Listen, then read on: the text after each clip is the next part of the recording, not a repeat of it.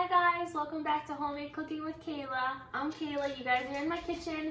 Today we're going to be doing another pantry edition. We're going to be making granola. So in front of me are all the ingredients you're going to need, so let me run you through them. Here I have a bowl of oats. Back here I have some chia seeds. I have my choice of nuts.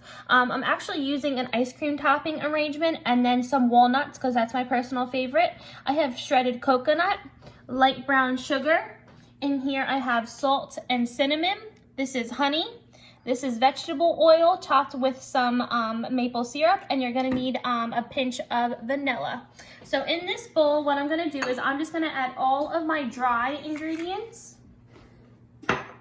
including the sugar, and I'm just gonna mix it up. Now I do want to tell you guys that if you have some dried fruit, you can add this, you can add your fruit to this. Normally you'll see granola with raisins or dried cranberries or dried apricots or anything like that. That would be delicious. I just personally don't have any on hand, and I have the chia seeds, so this is just what I'm rolling with today. This should really just be kind of like an inspiration or a guide for you to make your own. This looks good. Just make sure all that brown sugar is really distributed, and that's good. All right, set that aside, move this away.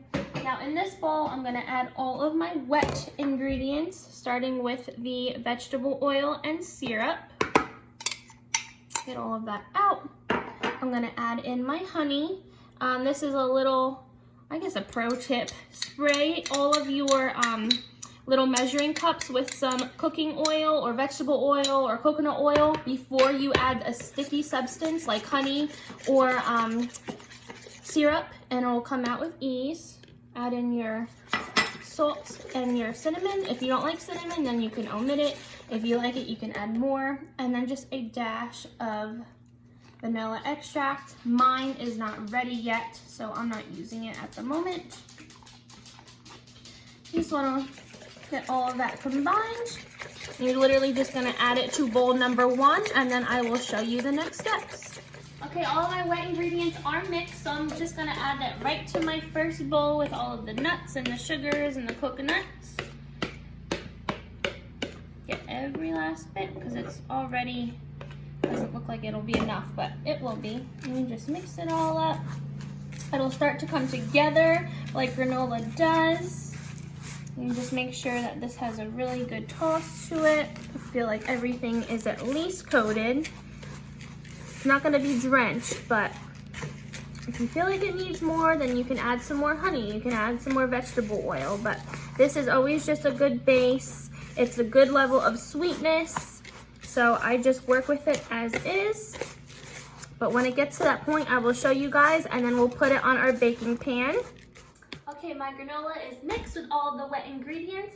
I have my baking pan lined with aluminum foil. My oven has been preheating to 275. Granola cooks low and slow, so that is not a mistake. 275 is the right degree you want your oven at. Now I'm just gonna add this all to my baking pan.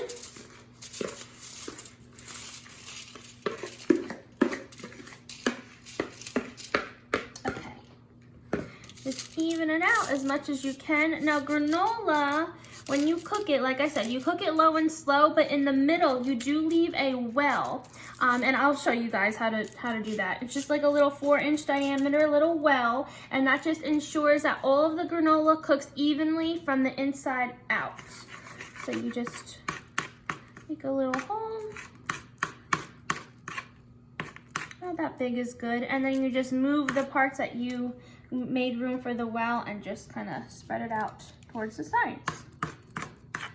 Now this is great. My granola does not look colorful because, like I said, I don't have raisins on hand and I don't have cranberries, but it's going to be just as delicious. And I'm going to stick this into the oven. It's going to cook for 1 hour and 15 minutes. It's going to make your house smell amazing. And when it's ready to be ate, I will show you guys. Okay guys, my granola cooked for 1 hour and 15 minutes. I took it out of the oven and I let it cool completely for about a half an hour.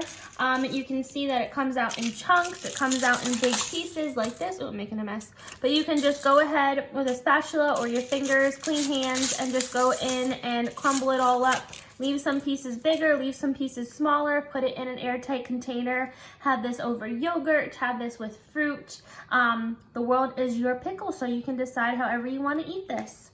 All right, guys, I'll see you next time.